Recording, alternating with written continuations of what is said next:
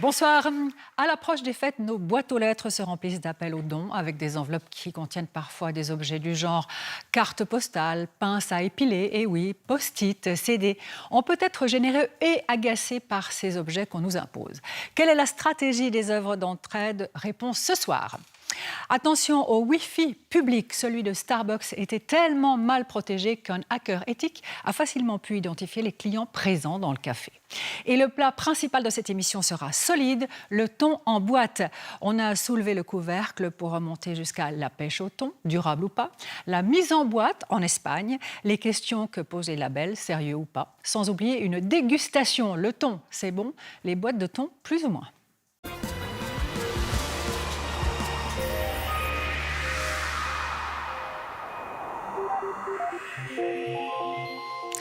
Il est franchement pas cher, se conserve pendant des lustres. Vous avez sûrement dans vos armoires de cuisine une boîte de thon. Et ce n'est pas le choix qui manque, sans avoir la prétention d'être exhaustif. Voilà un large échantillon de ce que nous avons trouvé dans nos magasins. Et c'est toujours bien d'aller au-delà d'une apparente banalité et de se poser des questions. D'où vient tout ce thon tronçonné, voire émietté? Est-ce qu'il est menacé d'extinction? Comment est-ce qu'il est mis en boîte?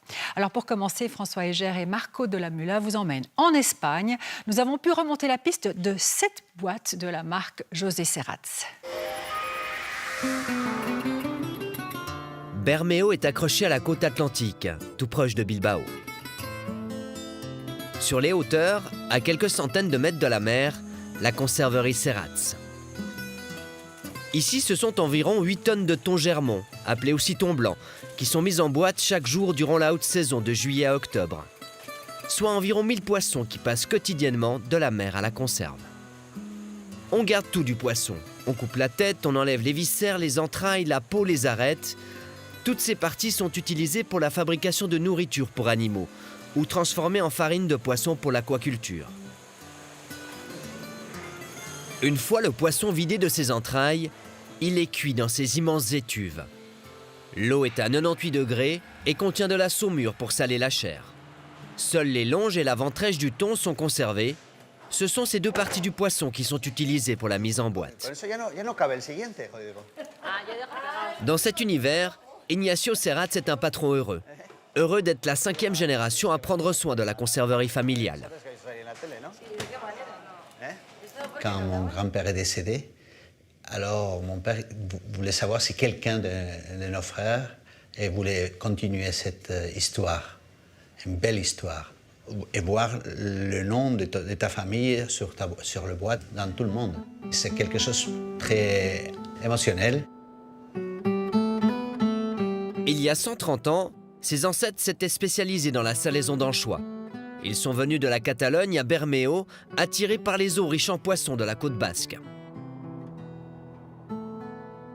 Notre thon vient de la côte atlantique près de l'Espagne, jusqu'à côté de chez nous. Il est pêché à la ligne et on le ramène à l'usine. Une usine qui emploie près de 90 personnes. La plupart des employés est regroupée ici pour une des étapes les plus délicates de la production. Une fois que les poissons ont été cuits, ce qu'on va faire, c'est les nettoyer. Alors là, c'est un autre point très important chez nous. Pour cette opération, aucune machine. Ce sont des employés qui font le travail à la main, notamment pour les produits haut de gamme. Ce choix est mis en avant par la conserverie. Quand on le fait à la main, on va être très méticuleux. On va être capable d'avoir le maximum de rendement sur ces produits qu'on a. Une fois le thon placé dans la conserve, il est recouvert d'huile d'olive. Enfin, dernière étape, la boîte est scellée et stérilisée. On ferme hermétiquement, personne ne peut rentrer, personne ne peut sortir. Et là, on va tuer, entre guillemets, tous les micro-organismes et les bactéries. Comme ça, cette boîte peut rester dans le temps presque jusqu'à l'infini. En marge de la production, des contrôles qualité sont effectués tous les jours dans ce laboratoire. Notamment pour garantir l'absence d'histamine, une substance allergène qui pourrait se trouver dans le thon. La conserverie exporte aujourd'hui dans 28 pays, dont la Suisse, un pays avec lequel elle a toujours entretenu une relation commerciale privilégiée. on vend à la Suisse depuis 1921. Toutes les années, sans perdre, même dans les guerres mondiales, on a livré, et même dans les guerres espagnoles, on a livré toujours à la Suisse. C'est un des 4 plus gros marchés qu'on a dans notre vente extérieure. Oui, c'est très important. Depuis quelques années, Serrat's a aussi renforcé son marché aux États-Unis et dans les pays du Golfe. La petite conserverie familiale dépasse aujourd'hui le 1 million d'euros de chiffre d'affaires. Mais il n'y a pas que du thon blanc dans toutes ces conserves. Des espèces de thon, il y en a plusieurs. Certaines finissent en boîte, d'autres pas. Certaines sont gravement menacées, d'autres moins. Et s'il y a un point commun à toute cette grande famille des thons, c'est que la pêche marche à fond. Le thon est un poisson noble. Il est réputé pour sa résistance et sa rapidité dans l'eau. C'est un très grand migrateur, capable de parcourir des milliers de kilomètres pour se nourrir et se reproduire. Chaque année, selon les chiffres 2016 de la FAO, ce sont entre 4,5 et 5 millions de tonnes qui sont pêchées dans nos océans. La pêche au thon est la pêcherie la plus importante au monde. Elle est aussi une des plus lucratives. La boîte de thon est le produit de la mer le plus consommé. On parle d'un chiffre d'affaires d'environ 8 milliards pour le marché mondial de la conserve de thon. Il existe en tout 13 espèces de thon, mais pas toutes se retrouvent dans les conserves. Dans nos boîtes, on en recense 4. Celui qui domine le marché mondial, c'est le thon listao, le roi de la conserve. Plus de 2,9 millions de tonnes de listao sont pêchées chaque année. Cela représente près de 60% du marché global. Ce poisson vit dans les eaux tropicales. Il est pêché dans l'océan Indien, le Pacifique et l'Atlantique. Avec plus d'1,3 million de tonnes capturées chaque année, l'albacore est la deuxième espèce de thonidé sortie des eaux. Il représente près d'un quart du marché mondial. Il vit en zone tropicale et apprécie les eaux tempérées. Le thon obèse, appelé également patou d'eau, est présent dans tous les océans. Il peut fréquenter des eaux plus profondes que les autres espèces de thon. Il nage dans les zones tropicales, subtropicales et modérées. Sa pêche ne représente que 9% du marché de la conserve. Enfin, il y a le thon germon, appelé aussi thon blanc, le plus haut de gamme des thonidés parce que le plus rare et le plus apprécié. Il est réputé pour sa chair savoureuse et sa texture exceptionnellement douce. 250 000 tonnes sont pêchées par an, soit 5% des prix utilisés pour les boîtes. Le thon rouge ne se trouve pas dans les conserves, mais grâce à sa chair très prisée pour le marché du sushi, il fait l'objet d'une énorme convoitise. C'est cette espèce qui est gravement surpêchée et carrément menacée d'extinction aujourd'hui. Il existe plus de 80 zones de pêche répertoriées par la FAO. À l'exception du thon germon, toutes les autres espèces de thon ont été ou sont toujours surpêchées dans certaines zones. Nous nous sommes rendus à Paris, chez Greenpeace, pour savoir s'il faut s'alarmer. L'organisation écologiste surveille de près la santé de nos océans. Si on se fie aux chiffres de la FAO, donc l'Organisation des Nations Unies qui s'occupe de l'agriculture et de la pêche, on a aujourd'hui près de 90% des stocks d'espèces commerciales, donc celles qu'on pêche, qui sont soit surexploitées, dans le rouge, avec une situation extrêmement inquiétante, soit pleinement exploitées, donc avec aucune marge de progression possible. Donc globalement, une situation extrêmement alarmante, et c'est d'autant plus le cas pour les grands prédateurs ou pour les espèces qui sont pêchées de manière commerciale intensivement. On est bien dans une ère de surpêche. En près de 60 ans, le nombre de captures a été multiplié par 5. On articule aujourd'hui le chiffre de 101 millions de tonnes de poissons pêchés par année.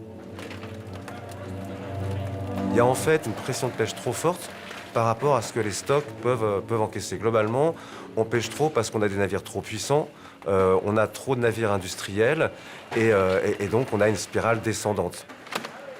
L'autre élément, c'est qu'on a des techniques de pêche extrêmement destructrices, soit sur les espèces qu'on cible, sur les espèces qu'on veut pêcher, soit parce qu'elles entraînent des pêches accessoires. C'est-à-dire que quand on va pêcher une espèce, on va en pêcher plein d'autres à côté qui ne sont pas commercialisées, qui vont être jetées mortes à l'eau. Là aussi, on a encore un effet, du coup, en quelque sorte en cascade, un effet cumulatif sur la ressource. La méthode de pêche que Greenpeace pointe du doigt, c'est le DCP, le dispositif de concentration de poissons. Le DCP, c'est en fait un petit radeau qui va être mis à l'eau. Les pêcheurs en mettent des centaines lors de leur sortie en mer. Le principe, il est super simple et puis il est connu des pêcheurs depuis des milliers d'années. Lorsqu'il y a un morceau de bois qui flotte dans l'eau, les poissons vont se regrouper. Ce radeau est équipé d'une balise satellite donc qui permet d'être suivi en permanence par le tonnier, et puis également d'un sondeur. C'est-à-dire qu'à distance, le pêcheur peut savoir combien de thon est en train de nager autour de ce DCP. Une fois les poissons regroupés par le DCP, la pêche se fait à la scène tournante. Ces filets de plusieurs kilomètres de long se referment sur les poissons pour former d'immenses tubes plongeants qui peuvent aller jusqu'à 240 mètres de profondeur. Ils piègent en une fois plusieurs tonnes de poissons. La prolifération intensive de ces DCP, ça a fait qu'on a augmenté la pression de pêche de manière inconsciente et on a des situations aujourd'hui alarmantes pour certains stocks. Autre méthode critiquée, la pêche à la palangre, dont les lignes capturent des espèces non ciblées. Le chalutage pélagique permet une bonne sélection des espèces ciblées, même si des cétacés peuvent parfois être capturés. La pêche à la canne est la plus traditionnelle de toutes les méthodes de pêche, mais elle est aussi largement pratiquée de manière industrielle. On est très loin de l'image d'Épinal du petit pêcheur sur sa barque. Si vous voulez savoir quelle espèce de thon il y a dans la boîte que vous avez achetée, c'est heureusement toujours indiqué. Accrochez-vous, on va entrer dans les détails. Il y a du thon blanc Germont, que les Espagnols appellent aussi Bonito del Norte. C'est la moins menacée, on l'a entendu.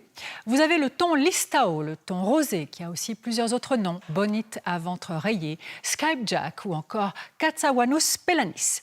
Et encore, le thon albacore ou thon jaune. Donc plusieurs espèces et plusieurs méthodes de pêche.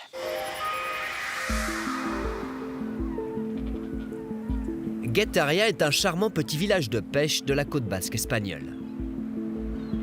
Ici, comme dans l'ensemble du Pays basque, certains pêcheurs ont fait leur choix. Depuis quelques années, ils ont opté pour une pêche durable. Ils attrapent le thon blanc à la canne dans la pure tradition de leur région, même s'ils sont conscients qu'ils pêchent en une saison ce que les gros tonniers ramassent en 2 jours. Si tous les pêcheurs on pêche avec les grands filets à la mer, on va pêcher tout le thon en très peu de temps.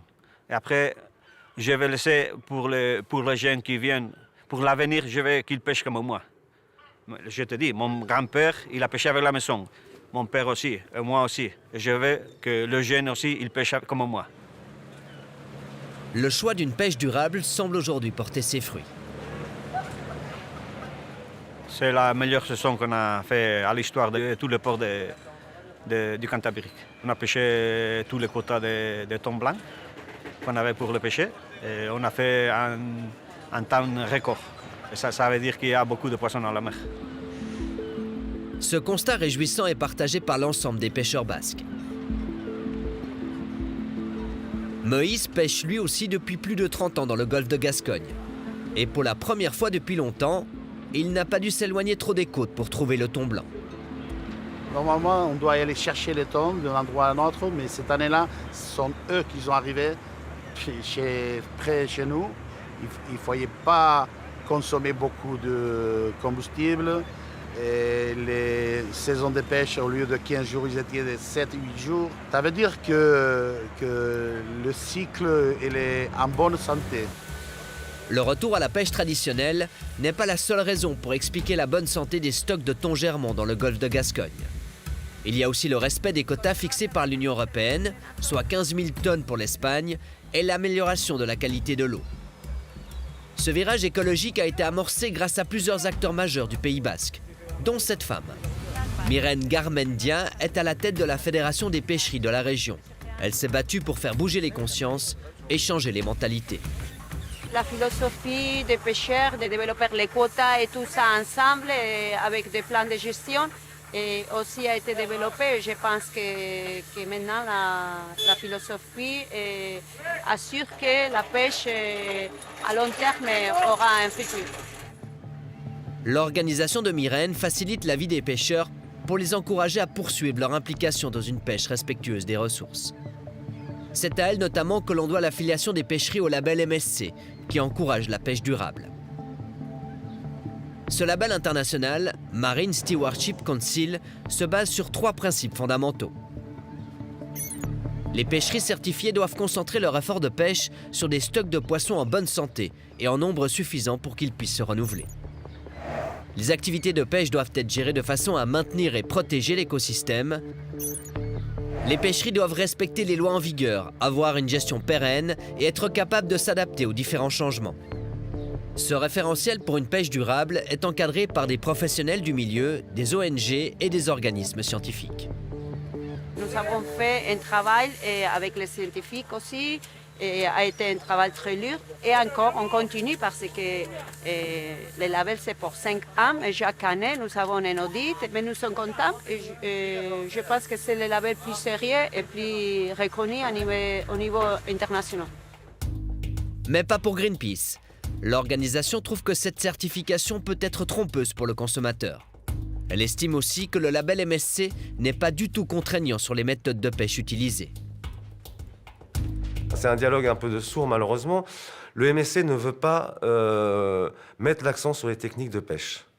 Mais ce qui pose problème, ce qui fait qu'aujourd'hui, vous avez une pêcherie qui, encore tout récemment, vient d'obtenir la certification MSC pour l'océan Indien, et ils pêchent avec des DCP. Donc comment le consommateur peut faire la différence entre des pratiques durables, qui tirent vers le haut, la pêche à la canne, et puis maintenant une pêche pas du tout durable, destructrice, mais aussi certifiée MSC. Aujourd'hui, 13% des pêcheries dans le monde sont certifiées MSC. Le siège de cette ONG se trouve à Londres. Son directeur, Nicolas Guichot, est habitué aux critiques. Il défend sa position en prenant exemple sur la pêcherie espagnole Echebasta, qui opère dans l'océan Indien. En effet, la pêche sur DCP a toujours de grands problèmes. Et c'est pour ça qu'on n'a qu'une seule pêcherie qui opère sur DCP qui est certifiée dans le programme MSC. Traditionnellement, les DCP utilisaient des filets maillants donc, qui pendaient sous les DCP et c'est là que les requins et les tortues s'en mêlaient. Ce qu'a fait Echebasta, c'est qu'ils ont développé un système qui limite justement aux espèces non ciblées de s'en mêler. Et nous, le MSC, ce que l'on veut, c'est que récompenser ces bonnes pratiques.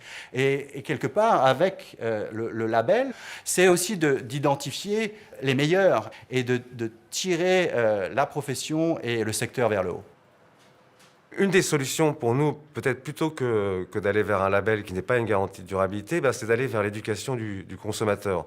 Alors, si on reste juste sur la question du thon en conserve, qui est un des produits les plus consommés en Europe, il y a 2 messages très simples. Le premier, regardez sur l'étiquette. Regardez la technique de pêche.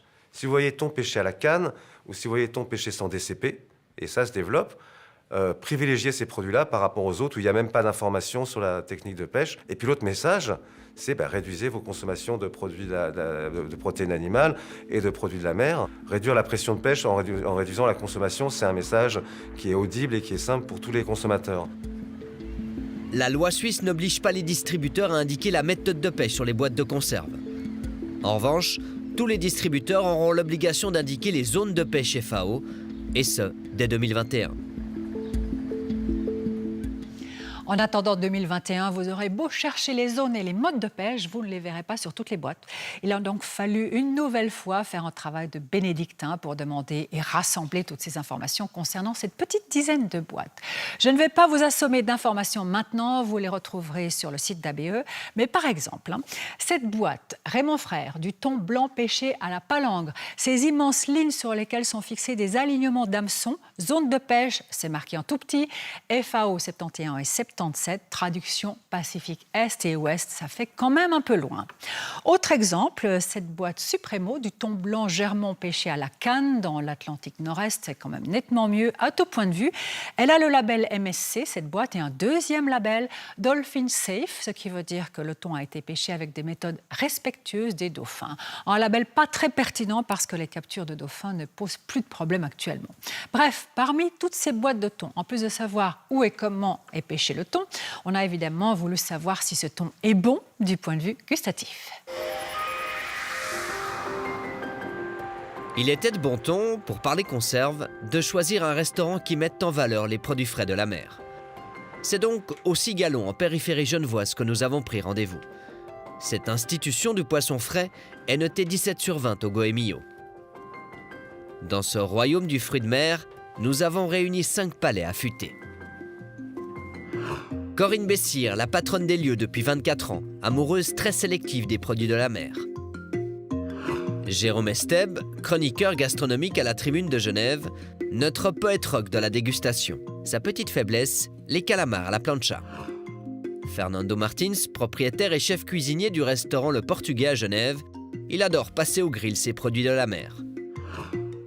Anne-Laure Delettre, qui travaille chez Ultramarine Food et raffole des plats de poisson de son île d'origine, La Réunion. Enfin Gilles Gault, ancien chef cuisinier et aujourd'hui commercial chez Luca Poisson, c'est un œil redoutable pour repérer les bons poissons. Passé au crible, 9 boîtes de thon germont appelées aussi Bonito del Norte en Espagne. Ces boîtes ont été trouvées dans différents commerces en Suisse romande. Elles sont toutes à l'huile d'olive. Nos goûteurs testeront à l'aveugle les produits. Ils dégusteront dans leur assiette une conserve toujours différente de celle de leurs voisins. Et pas besoin de présenter la conserve de thon, c'est le produit de secours par excellence. J'ai toujours 1 ou 2 boîtes qui traînent pour les salades ou les pâtes au thon. Moi, il y a un truc que j'aime bien, c'est l'émietter dans un plat de pâtes avec des capres et du citron. Un petit peu d'acidité comme ça pour amener un petit peu de peps au plat. Un peu de fleur de sel, un bon poivre, un bon bout de pain grillé, un peu de beurre salé. C'est facile de l'agrémenter, ça va vite. Et puis, c'est nutritif. Ils jugeront sur 3 critères, l'aspect visuel, la texture en bouche et la saveur qui comprend aussi la qualité de l'huile. Et justement, premier constat, tous nos experts sont d'accord pour dire que c'était une dégustation compliquée. Évidemment, avec l'huile, c'est pas simple de déguster 9 variétés de thon différentes. L'huile pèse beaucoup. C'est hard parce qu'au bout d'un moment, on a la papille un peu lourde, et on a un peu le bidon un peu fatigué, donc c'est quand même assez compliqué comme dégustation. Très dur. Malgré la difficulté, nos experts ont tranché, avec, il faut le reconnaître, de très faibles écarts entre les produits. Dernière, avec une note de 5 sur 10, la boîte connétable, vendue à la COP à 3 francs les 100 grammes. Trop cuit, pas de texture, du coton. Ouais. On se retrouve avec un amalgame de thon très pressé et quelque chose de très dur et de très compact. Lors de la mâche, il y avait un côté un peu carton, un peu sec. 8e, avec une moyenne presque similaire, la conserve José Serratz. Elle obtient une note de 5 sur 10. Elle est aussi vendue à la COP à 2,85 francs les 100 grammes. La texture était très sèche, très cuite. Pas d'équilibre, en fait, entre l'huile et la matière première. 7e, la marque Albo, que l'on retrouve à la Migros au prix de 3,20 francs les 100 grammes. Sa moyenne est juste au-dessus des 2 autres, 5,1. C'était dur à mâcher, c'était très sec. La couleur, elle donnait pas envie, c'était très très clair. C'est un peu petit, tu vas finir ton thon parce qu'autrement tu regarderas pas les dessins animés à la télévision. Non maman, je vais pas finir le thon. C'est un peu le gros morceau de thon qui est sans vice ni vertus, hein, pas très sexy, mais y a rien à dire, il y a pas de défaut de saveur ou ni d'odeur. C'est voilà, sans vice ni sex appeal. En 6e position de notre test, la marque Raymond Frères. Elle est vendue 1,95 francs les 100 grammes chez Manor. C'est la moins chère de notre sélection. Elle obtient la note de 5,8. La conserve Ortiz de chez Globus sort 5e de notre dégustation avec une moyenne de 5,9. C'est une des plus chères de notre test avec son prix de 4,35 francs les 100 grammes. 4e, la boîte Escuris que l'on trouve sur les étals de la COP. Elle obtient la moyenne de 6,2. Elle avait une belle présentation, assez compacte en boîte, une belle couleur uniforme. 3e, la marque Supremo de chez Aligro, avec un résultat de 6,3.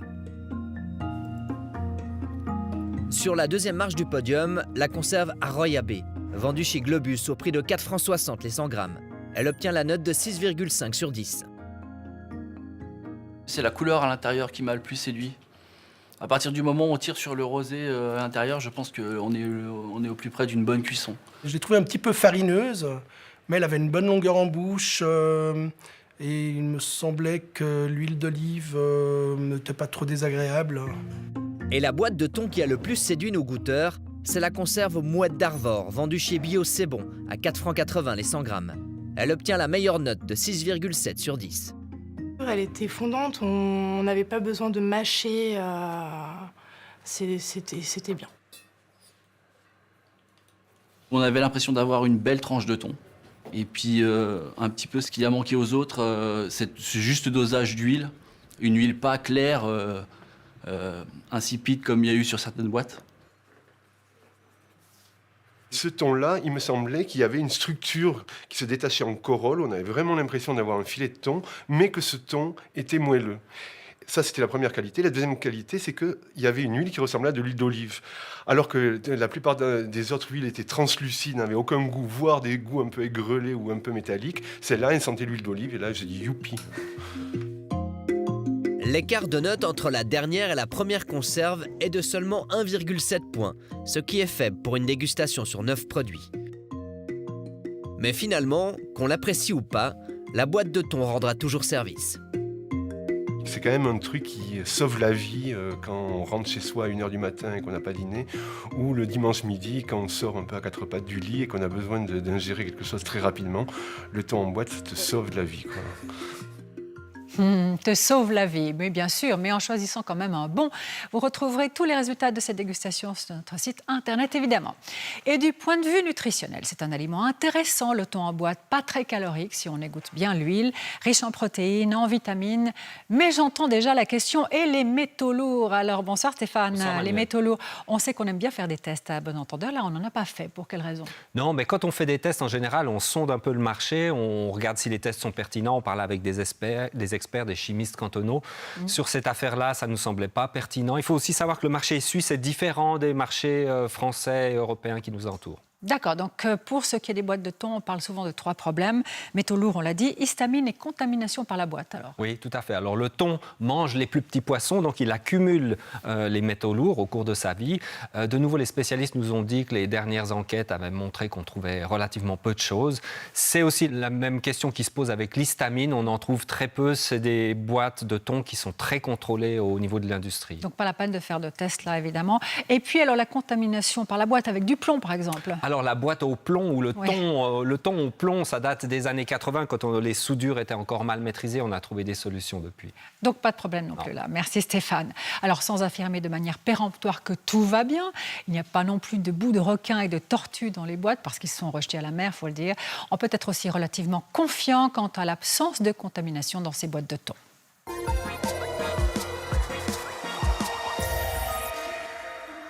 On ouvre un tout autre chapitre maintenant. Vous le savez bien, surfer sur Internet dans un lieu public, c'est super pratique. On gagne du temps, sauf que ces Wi-Fi publics ne sont pas forcément bien sécurisés, loin de là. Démonstration faite par nos collègues alémaniques de Kassensturz grâce à un hacker éthique dans des Starbucks cafés. Un piratage informatique assez bluffant et un exemple parmi d'autres de ce qui peut arriver quand un Wi-Fi est mal configuré. Ce client de Starbucks ne se doute pas une seconde qu'on peut l'espionner. Cette jeune femme, elle aussi, est peut-être victime d'une attaque de hacker. Tous clients de Starbucks, tous connectés au Wi-Fi gratuit, donc tous très vulnérables. Surfer sur des sites, écouter de la musique, téléphoner via Internet, rechercher une adresse sur Google, répondre à des courriels. Des actions devenues totalement banales, comme si la vraie vie se passait de plus en plus sur la toile. Et lorsque vous n'avez pas de forfait avec données illimitées ou que vous voyagez à l'étranger, la tentation est forte de surfer sur un Wi-Fi gratuit. Or, ce n'est vraiment pas une bonne idée et nous allons vous expliquer pourquoi. Nous avons rendez-vous avec José Garduño, un hacker éthique. Quand des entreprises cherchent à connaître leur vulnérabilité informatique, José, à leur demande, s'infiltre dans leur réseau. Aujourd'hui, il va essayer de pirater le Wi-Fi gratuit de Starbucks. D'après lui, il faudra très peu de temps pour arriver à accéder aux données personnelles des utilisateurs de ce Wi-Fi. Le problème, c'est que Starbucks laisse n'importe qui intercepter les données de ses clients. Le nom, le courriel ou le numéro de téléphone. Avec ça, un agresseur pourrait vous repérer par exemple sur Facebook ou un autre réseau social, voir à quoi vous ressemblez et vous identifier dans le café. Eh bien, allons-y alors. Pour pouvoir utiliser le Wi-Fi gratuit de Starbucks, il faut entrer son prénom, son nom, son adresse électronique et son numéro de téléphone. Et c'est pareil dans tous les Starbucks de Suisse. Une fois que vous êtes inscrit dans un café, le réseau Wi-Fi vous reconnaît dans toutes les succursales de la marque, et c'est bien là le problème. José nous explique comment il va procéder. Avec une simple application gratuite, il peut voir qui surfe en ce moment sur le Wi-Fi gratuit de Starbucks. Comme vous pouvez le voir, nous avons beaucoup de numéros d'appareils, des appareils qui sont connectés au Wi-Fi. Chacun de ces numéros d'identification est lié à un profil d'utilisateur. L'étape suivante consiste maintenant à copier cet identifiant, puis à sélectionner le réseau de Starbucks, et le Wi-Fi va croire que je suis cette personne. José se connecte au Wi-Fi de Starbucks avec l'un de ses numéros. Normalement, un réseau sécurisé vérifierait l'identité de la personne, enverrait un SMS au client enregistré. Rien de tout ça chez Starbucks. José Garduño accède directement au profil du client. On a quelqu'un là? Oui, on a essayé un numéro et voilà les informations. C'est le numéro de téléphone? Le numéro est celui de Yannick, un client de Starbucks. Nous allons essayer de l'appeler.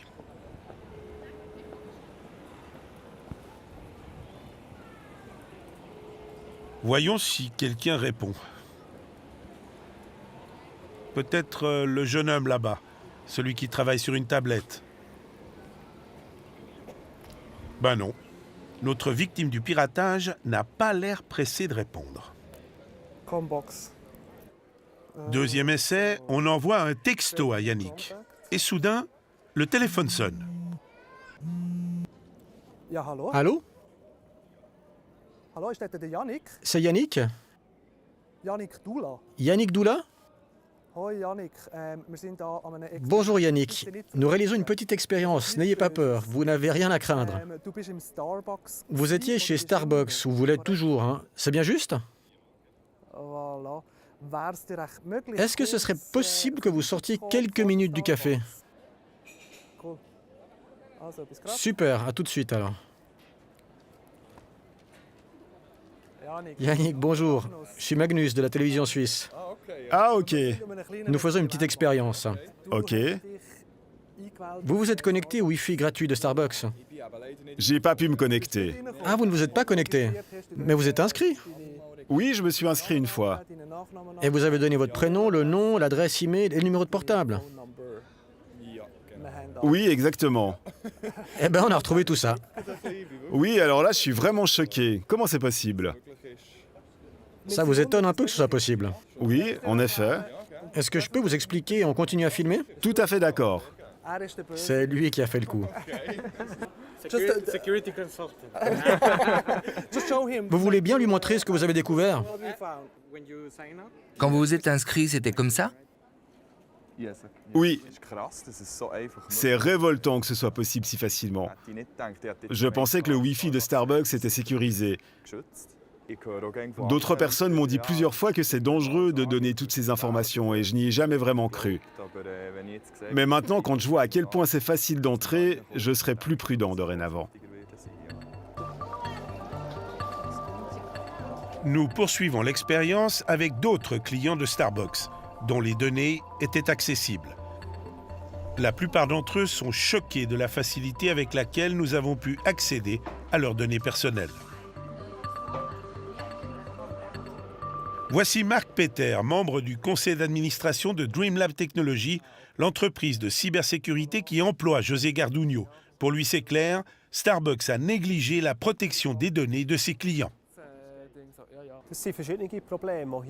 Plusieurs problèmes se posent ici.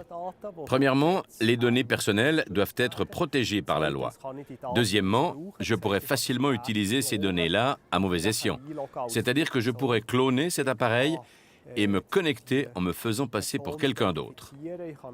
Je peux identifier quelqu'un, je peux entrer en contact avec lui et je peux aussi faire quelque chose de criminel avec ces données en me faisant passer pour lui. Les données des clients sont donc mal protégées par le Wi-Fi de Starbucks, mais d'autres réseaux gratuits ne sont pas beaucoup plus sûrs. En fait, les internautes devraient les utiliser le moins possible.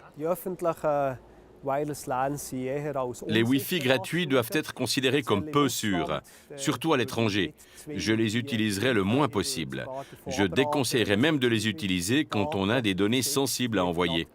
Mieux vaut travailler avec des paquets de données de votre fournisseur de télécommunications plutôt qu'avec un Wi-Fi gratuit. Nous avons trouvé une autre personne qui surfe sur le Wi-Fi de Starbucks. Mais la victime de notre piratage ne répond pas à notre appel.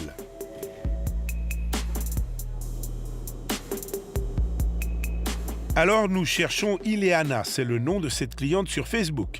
Nous allons essayer de lui parler directement en la repérant à l'intérieur du café.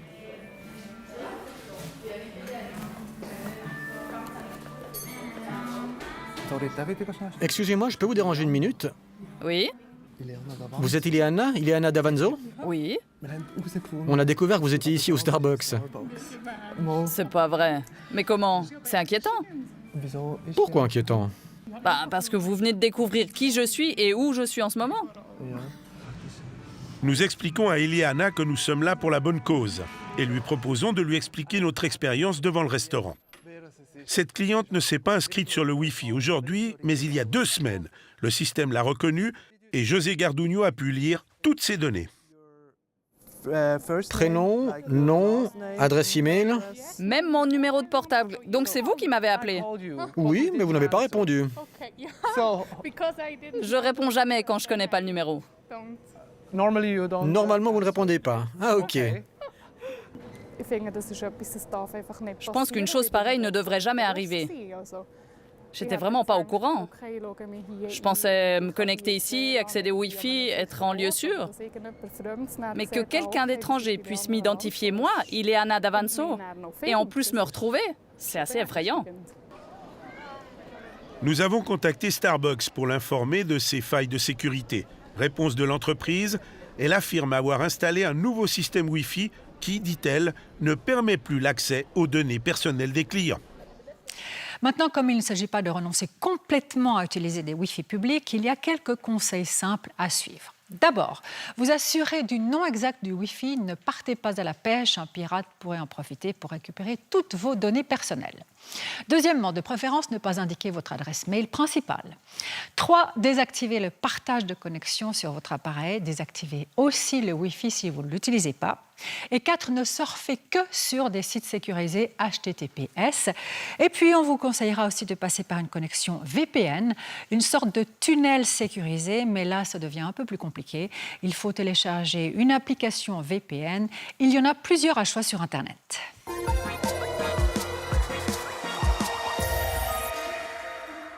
À l'approche des fêtes de fin d'année, les demandes de dons se multiplient. Nous recevons des enveloppes plus ou moins dodues avec des petits cadeaux à l'intérieur et des bulletins de versement. Les Suisses sont généreux, tant mieux, mais ces collectes de dons peuvent aussi agacer. Il y a une vraie stratégie marketing derrière. C'est ce que vous allez découvrir en partant de l'histoire d'un téléspectateur qui a reçu une enveloppe avec un objet, 2 bulletins de versement, dont un déjà rempli avec un montant imprimé de 35 francs. François Jeannet l'a rencontré.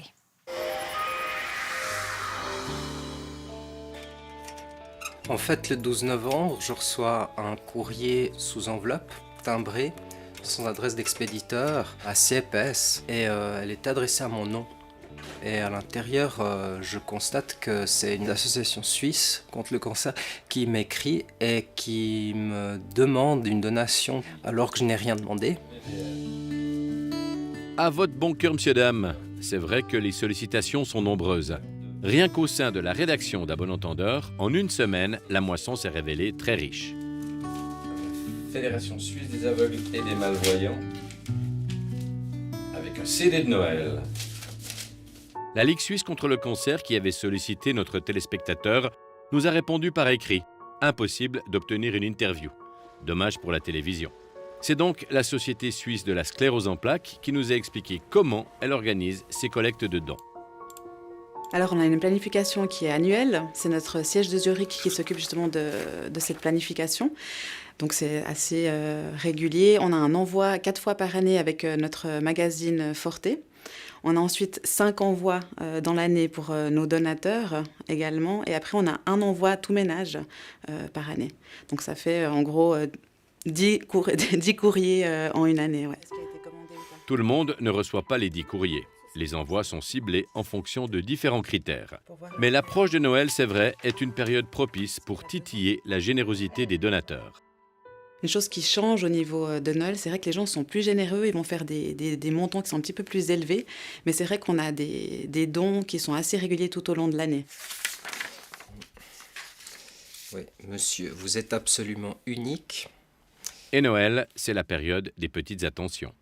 Il y avait un petit cadeau aussi, un gadget avec. Un bloc-notes, enfin des bloc-notes, des post-it en fait, de bureau, plusieurs tailles. Et alors les cadeaux, une étoile, carte de vœux, des cartes de vœux, une carte de la Suisse aux côtés des personnes. En acceptant ce cadeau, j'avais l'impression presque de culpabiliser de ne pas payer cet envoi. Monsieur Campofiorito a donc tout renvoyé à l'expéditeur. En Suisse, une fondation, la Zevo, certifie les organisations d'utilité publique. Elle vérifie la transparence, le financement, toute une liste de règles qui assurent que ces associations sont dignes de l'intérêt et de la générosité du public. Règles de conduite et recommandations, on trouve tous les détails sur le site web Zevo. On n'est pas obligé de faire un don parce qu'on a reçu un cadeau. Faire un don, c'est quelque chose de volontaire, quelque chose qu'on fait parce qu'on va soutenir l'organisation. Il faut que les gens se sentent libres.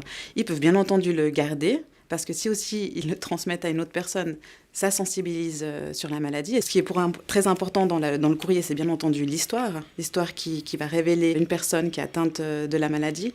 Et le cadeau est là pour faire le lien avec nous. Il y a le côté émotionnel.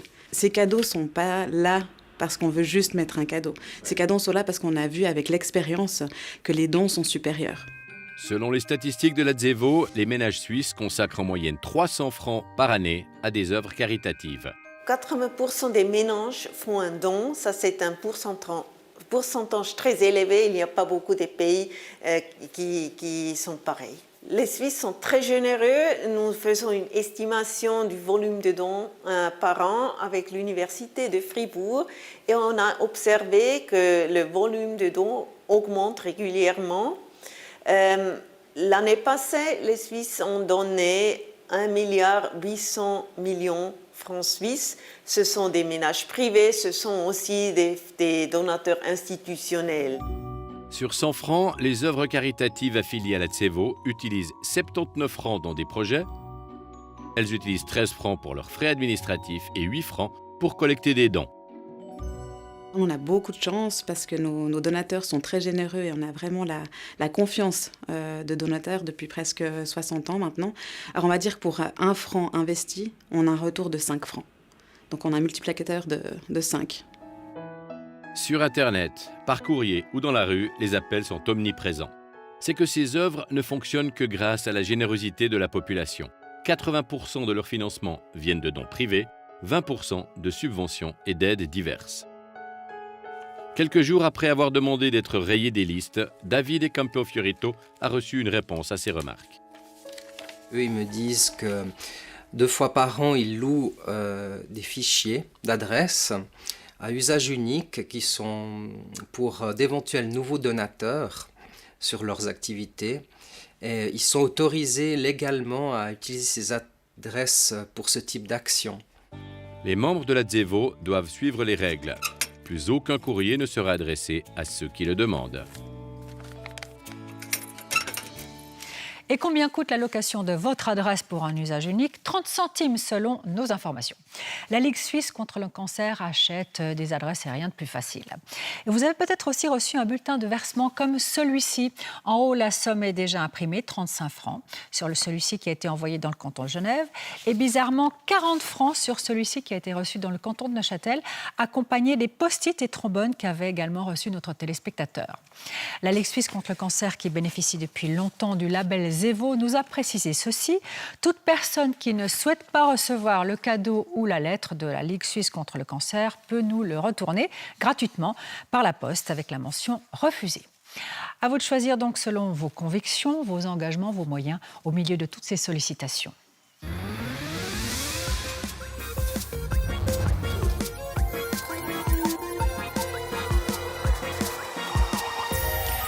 Avoir un petit tube dans sa poche ou dans son sac, c'est assez courant. Le baume à lèvres, on l'a sous la main pour protéger, hydrater, nourrir nos lèvres et surtout en hiver. Raison de plus pour vous en parler mardi prochain. Comment choisir les meilleurs produits? Comme tous les cosmétiques, les baumes à lèvres peuvent contenir des ingrédients qui peuvent poser problème, notamment ceux issus de la pétrochimie. Et ils ont des noms que vous retiendrez facilement, croyez-moi. C'est d'autant plus important de les connaître que les baumes, on ne se contente pas de les déposer sur nos lèvres, on en ingère une quantité non négligeable, sans s'en rendre compte. Vous avez le choix, faites le bon. Et en prime, à bon entendeur, vous fera découvrir une recette pour un baume maison le plus naturel possible. À mardi prochain, d'ici là, portez-vous bien. Très bonne fin de soirée.